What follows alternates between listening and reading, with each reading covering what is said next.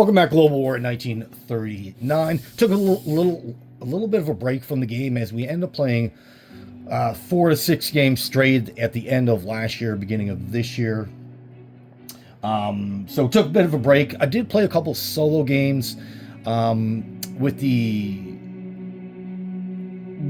from the approach of the Allied side. I'm pretty confident in my the way I manage the 3 Axis countries, but I wanted to pay more attention on how to manage the Allies, as I was pretty lacking in that comparative to the Axis.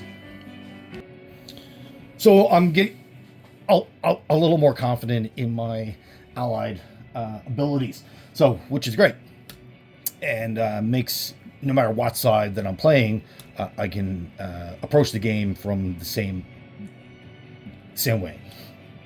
So, and then we did play one fun game, not being serious about it at all.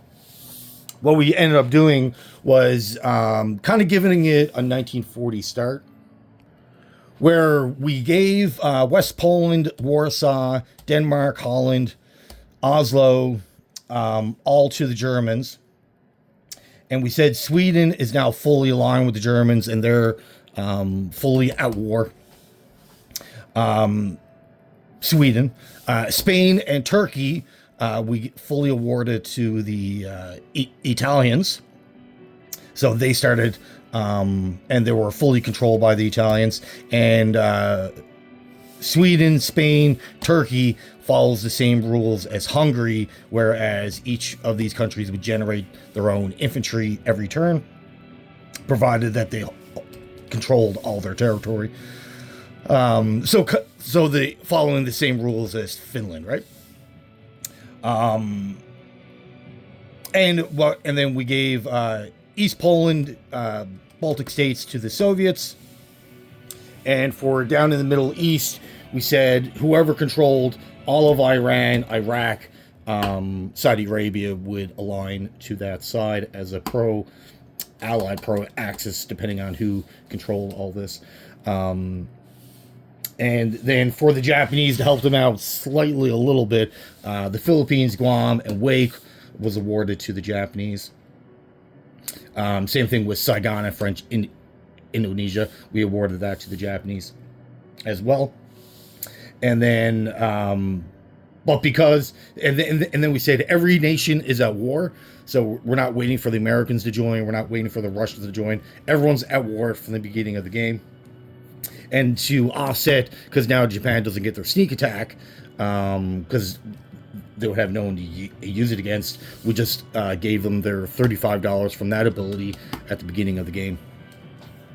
But that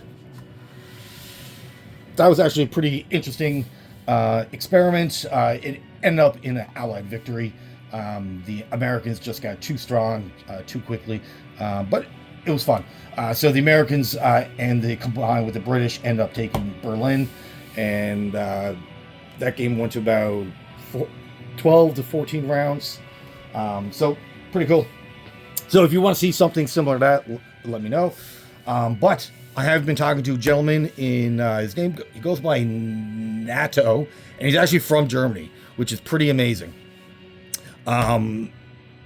So I was there chatting with him, and he said he's busy for the next little bit with work, but once he's finished his project, we'll be sitting down for a game. So he's in Germany, I'm in Canada. He's going to be taking on the role of the Axis. I'm going to be taking on the role of the Allies, and we'll see how that game goes. It should be pretty interesting. Looking forward to that a lot. All right, well, that is it for now. Thank you for watching. Have yourself a great day.